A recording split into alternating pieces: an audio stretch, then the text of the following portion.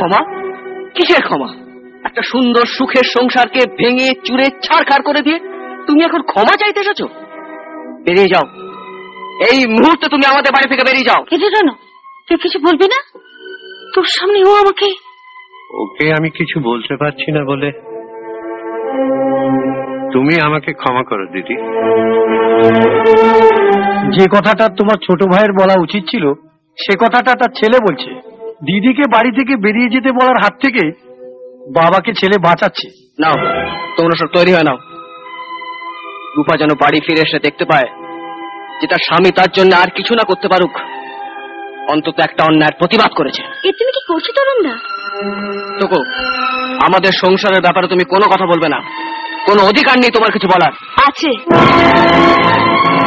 এই সংসারকে যারা ভালোবাসে, এই সংসারকে যারা ভাঙনের হাত থেকে বাঁচাতে চেষ্টা করেছে, এই সংসারের ব্যাপারে কথা বলার অধিকার তাদের সবার আছে।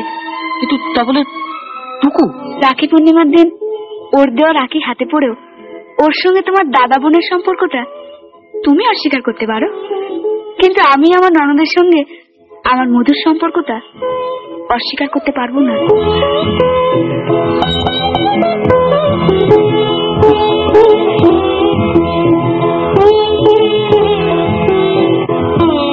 তুমি কি করলে রূপা? তোমার সাহস তো কম না, আমার নাম ধরে ডাকছো। বৌদি বলো। বৌদি। পিসিমা জানে আমাদের হিন্দু শাস্ত্রে একটা নিয়ম আছে, নতুন বউ বাড়িতে এসেই তার ননদকে কিছু না কিছু একটা উপহার দেয়।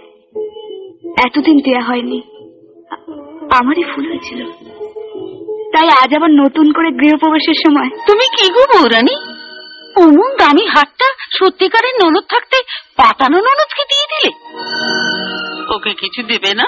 দিতে পারে, তবে গলায় নয় গালে একটা থাপ্পড়। রঘুদা, একটা কাজ করো তো, তাড়াতাড়ি করে পিসিমার মালপত্র কোনো বাধা সাধা করে ওনাদের স্টেশনে ছেড়ে দিয়েছো। কেন, পিসিমা চলে যাচ্ছেন নাকি? হ্যাঁ, আমি পিসিমাকে বলেছি আজই ওনাকে বাড়ি ছেড়ে চলে যেতে হবে। কেন? আশ্চর্য, তুমি জিজ্ঞেস করছো কেন?